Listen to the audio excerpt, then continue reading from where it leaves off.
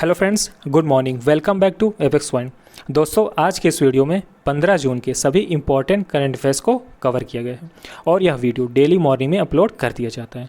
तो आप daily morning में मिनिमम 10 से 15 मिनट करंट अफेयर्स को जरूर दीजिए। तो चलिए दोस्तों, शुरू करते हैं आज का पहला प्रश्न। किस राज्य को एनीमिया मुक्त भारत सूचकांक की 2020-21 की रिपोर्ट में शीर्ष स्थान प्राप्त हुआ है? आंसर है आपका सी, मध्य प्रदेश। तो दोस्तों, मध्य प्रदेश 64.1 स्कोर के साथ एनीमिया मुक्त भारत सूचकांक की वर्ष 2020-21 की रिपोर्ट में टॉप पर रहा है। दोस्तों, उसके बाद ओडिशा 59.3 स्कोर के साथ सेकेंड पोजीशन पर रहा है। दोस्तों, हिमाचल प्रदेश इस रैंकिंग में 57.1 स्कोर के साथ तीसरे स्थान पर पहुंच गया है। दोस्तों, वर्ष 2018-19 में हिमाचल प्रदेश 18वें स्थान पर था, लेकिन सरकार और क्षेत्र के पदाधिकारियों के लगातार प्रयासों से राज्य तीसरा स्थान हासिल करने में सफल रहा है। तो यहाँ पर हिमाचल प्रदेश ने काफ़ी अच्छा प्रदर्शन किया है। दोस्तों, एनीमिया, तो इसके बारे में जानते हैं। तो एनीमिया आयरन की कमी के कारण होता है। दोस्तों, इस स्थिति में आपके शरीर के ऊतकों में पर्याप्त ऑक्सीजन ले जाने के लिए पर्याप्त स्वस्थ लाल रक्त कोशिकाओं का अभाव होता है, जिससे व्यक्ति थका हुआ और कमज़ोर महसूस करता है। तो दोस्तों, मध्य प्रदेश राज्य का गठन 1 नवंबर 1956 को हुआ था। सीएम है शिवराज सिंह चौहान, राज्यपाल है आनंदीबेन पटेल, राजधानी है भोपाल, सबसे बड़ा शहर है इंदौर, लोकसभा में 29 सीटें और राज्यसभा में 11 सीटें हैं। दोस्तों, ये है एनीमिया का एक ग्राफ। दोस्तों, मैप में देखते हैं एमपी को। तो दोस्तों, मध्य प्रदेश राज्य का गठन 1 नवंबर सन 1956 को हुआ, जिसकी राजधानी भोपाल रखी गई।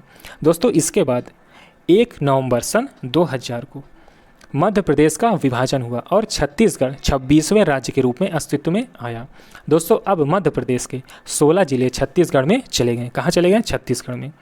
अब दोस्तों, मध्य प्रदेश क्षेत्रफल की दृष्टि से पहले स्थान के बजाय दूसरे स्थान पर पहुंच गया और पहले स्थान पर राजस्थान। और वर्तमान में मध्य प्रदेश में कितने जिले हैं? तो 52, कितने? 52 जिले हैं। दोस्तों, नर्मदा नदी मध्य प्रदेश की सबसे बड़ी नदी है और ये मध्य प्रदेश और गुजरात दोनों में बहती है। कहाँ? मध्य प्रदेश और गुजरात दोनों में बहती है। और यह मैकल पर्वत के अमरकंटक शिखर से निकली है। कहाँ से? नर्मदा नदी मैकल पर्वत के अमरकंटक शिखर से निकली है। और दोस्तों, यह पश्चिम की तरफ जाकर खंभात की खाड़ी में गिरती है। कहाँ? खंभात की खाड़ी में। और नर्मदा नदी की लंबाई कितनी है? तो 1312 किलोमीटर। कितनी? 1312 किलोमीटर। मध्य प्रदेश में साक्षरता कितनी है? तो 69.3%। और लिंगानुपात कितना है? तो 931 महिलाएं प्रति 1000 पुरुष। चलिए दोस्तों, अगला प्रश्न करते हैं। प्रश्न है, किस आईआईटी संस्थान ने एशिया की पहली इंटरनेशनल मेमोरी स्टडीज कार्यशाला की मेज़बानी की? आंसर है आपका ए, आईआईटी मद्रास। तो दोस्तों, आईआईटी मद्रास ने एशिया की पहली इंटरनेशनल मेमोरी स्टडीज कार्यशाला की मेज़बानी की। दोस्तों, आईएनएमएस का शुभारंभ आईआईटी मद्रास में एक आभासी कार्यक्रम अर्थात वर्चुअल प्रोग्राम के माध्यम से जून 2021 के मध्य में है। दोस्तों, अभी आईआईटी से रिलेटेड एक प्रश्न बना था कि किस आईआईटी संस्थान ने हाल ही में तापमान दर्ज करने वाली भारत की पहली स्वदेशी डिवाइस एमबी टैग विकसित की है? तो आंसर था आपका आईआईटी रोपण। चलिए अगला प्रश्न करते हैं। दोस्तों, ये लोगो है आईआईटी मद्रास का। अगला प्रश्न है, बिटकॉइन को कानूनी मान्यता देने वाला दुनिया का पहला देश कौन बना? आंसर है आपका ए, अल सल्वाडोर। तो दोस्तों, El Salvador crypto currency bitcoin को कानूनी दर्जा देने वाला दुनिया का पहला देश बन गया है। दोस्तों, अब तक किसी देश ने बिटकॉइन को अपनी वैध करेंसी नहीं घोषित किया था। अल सल्वाडोर अब आधिकारिक रूप से पहला देश बन गया है जहां बिटकॉइन को किसी भी सौदे के लिए कानूनी करेंसी के तौर पर मान्यता मिल गई है। दोस्तों, अल सल्वाडोर की अर्थव्यवस्था बहुत हद तक प्रेषण अर्थात रिमिटेंस पर निर्भर करती है और इसलिए जो लोग विदेश में काम कर रहे हैं वे बिटकॉइन में पैसा वापस भेज सकते हैं। दोस्तों, अल सल्वाडोर की संसद में बिटकॉइन को 62 की तुलना में 84 वोटों से मंजूरी दी गई है। दोस्तों, अभी हाल ही में एक प्रश्न बना था बिटकॉइन से कि डॉज कॉइन क्या है। तो दोस्तों डॉज कॉइन बिटकॉइन की तरह ही एक क्रिप्टो करेंसी है। दोस्तों ये है बिटकॉइन। अगला प्रश्न है, यूनाइटेड नेशन के 193 देशों के द्वारा अपनाए गए 17 सस्टेनेबल डेवलपमेंट गोल्स की ताज़ा रैंक में भारत कौन से स्थान पर रहा है? आंसर है आपका सी 117वीं। तो दोस्तों यूनाइटेड नेशन के 193 देशों के द्वारा अपनाए गए 17 सस्टेनेबल डेवलपमेंट गोल्स अर्थात सतत विकास लक्ष्य की ताज़ा रैंक में भारत 117वें स्थान पर रहा है। दोस्तों इसमें भारत पिछली बार से 2 स्थान नीचे आ गया है। दोस्तों भारत रैंकिंग में 4 दक्षिण एशियाई देश भूटान, नेपाल, श्रीलंका, बांग्लादेश से नीचे है। दोस्तों वर्ष 2015 में इन 17 सस्टेनेबल डेवलपमेंट गोल्स को यूनाइटेड नेशन के सदस्य देशों ने स्वीकार किया था और उनमें से कुछ महत्वपूर्ण लक्ष्य हैं: no poverty, zero hunger, good health and wellbeing, quality education, gender equality, affordable and clean energy, decent work and economic growth. इसी तरह से कुल 17 हैं। अगला प्रश्न है, टाइम्स द्वारा जारी 50 मोस्ट डिज़ायरेबल मैन 2020 की सूची में शीर्ष स्थान पर कौन रहे हैं? आंसर है आपका बी सुशांत सिंह राजपूत। तो दोस्तों टाइम्स द्वारा जारी 50 मोस्ट डिजायरेबल मैन 2020 की सूची में सुशांत सिंह राजपूत शीर्ष पर रहे हैं। दोस्तों 50 मोस्ट डिजायरेबल मैन 2020 की सूची में अविनाश तिवारी, एली गोनीक, निशांत मलकानी, रणवीर सिंह, रोहित सराफी, वरुण धवन, विराट कोहली भी इस सूची में शामिल रहे हैं। दोस्तों टाइम्स मैगजीन पहली बार कब प्रकाशित की गई थी? तो वर्ष 1923 में। कब? 1923 में। और इसका हेडक्वार्टर न्यूयॉर्क यूएसए में है। कहाँ है? न्यूयॉर्क यूएसए में। दोस्तों ये हैं सुशांत सिंह राजपूत। अगला प्रश्न है, रेटिंग एजेंसी क्रिसिल ने वित्त वर्ष 2021-22 के लिए भारत की जीडीपी के विकास के अनुमान को 11% से घटाकर कितना कर दिया है? आंसर है आपका डी 9.5%। तो दोस्तों रेटिंग एजेंसी क्रिसिल ने वित्त वर्ष 2021-22 के लिए भारत की जीडीपी अर्थात सकल घरेलू उत्पाद के विकास के अनुमान को 11% से घटाकर 9.5% कर दिया है। दोस्तों रेटिंग एजेंसी ने कोरोना वायरस महामारी की दूसरी लहर के कारण निजी खपत और निवेश पर पड़े प्रभाव के चलते जीडीपी ग्रोथ के अनुमान में कटौती की है। दोस्तों ये है क्रिसिल। अगला प्रश्न है, किस व्यक्ति ने इंटरनेशनल बुकर प्राइज 2021 जीता है? आंसर है आपका ए डेविड डियोप।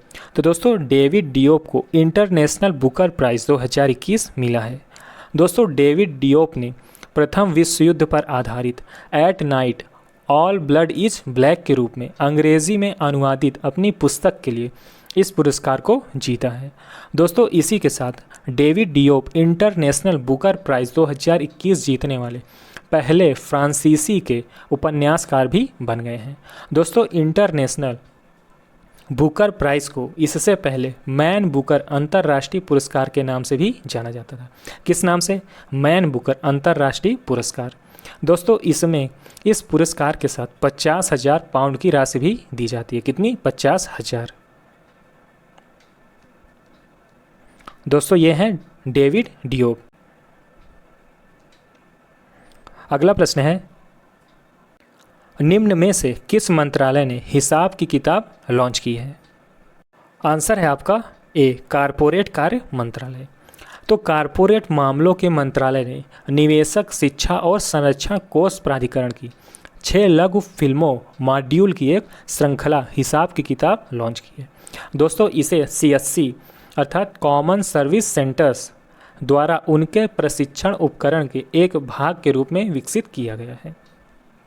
दोस्तों इसमें विभिन्न मॉड्यूल बजट के महत्व, बचत बीमा योजनाओं के महत्व, सरकार की विभिन्न सामाजिक सुरक्षा योजनाओं आदि पर प्रकाश डालते हैं। चलिए दोस्तों अगला प्रश्न करते हैं। हाल ही में उत्तर प्रदेश कैडर के किस पूर्व IAS अधिकारी को चुनाव आयुक्त नियुक्त किया गया? आंसर है आपका ए अनूप चंद्र पांडे। तो दोस्तों उत्तर प्रदेश कैडर के IAS ऑफिसर सेवानिवृत्त अनूप चंद्र पांडे को 8 जून 2021 को चुनाव आयुक्त नियुक्त किया गया। दोस्तों ये 1984 बैच के IAS ऑफिसर रहे हैं दोस्तों, जो 31 अगस्त वर्ष 2019 को सेवानिवृत्त हुए।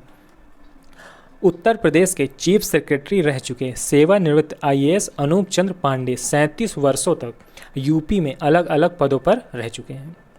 दोस्तों नियुक्ति से एक क्वेश्चन अभी बना था हाल ही में कि दिल्ली राज्य के पुलिस कमिश्नर के पद पर किसे नियुक्त किया गया, तो आंसर था आपका SN श्रीवास्तव। तो किसे नियुक्त किया गया?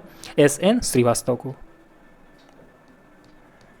अगला प्रश्न है, संयुक्त राष्ट्र रूसी भाषा दिवस प्रत्येक वर्ष कब मनाया जाता है? आंसर है आपका D यानी 6 जून।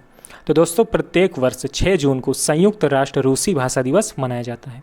दोस्तों यह पूरे संगठन में संयुक्त राष्ट्र द्वारा उपयोग की जाने वाली 6 आधिकारिक भाषाओं में से एक है। तो वो 6 भाषाएं कौन सी हैं? तो पहली है अंग्रेजी, फ्रेंच, चीनी, अरबी, स्पेनिश और रूसी। तो ये सीधे इससे प्रश्न बन सकता है आपके एग्जाम में, तो इसे भी याद रखिएगा। और दोस्तों संयुक्त राष्ट्र संघ की कार्यकारी भाषा कौन सी है? तो वो केवल इंग्लिश और फ्रेंच है। क्या है? इंग्लिश और फ्रेंच। दोस्तों अब इस दिवस के बारे में जानते हैं। तो इस दिवस की स्थापना संयुक्त राष्ट्र शैक्षिक, वैज्ञानिक और सांस्कृतिक संगठन अर्थात यूनेस्को द्वारा वर्ष 2010 में की गई थी। कब की गई थी? वर्ष 2010 में। इमेज देखते हैं। तो दोस्तों ये है इमेज जो कि 6 जून को मनाया जाता है। कब? Russian language day.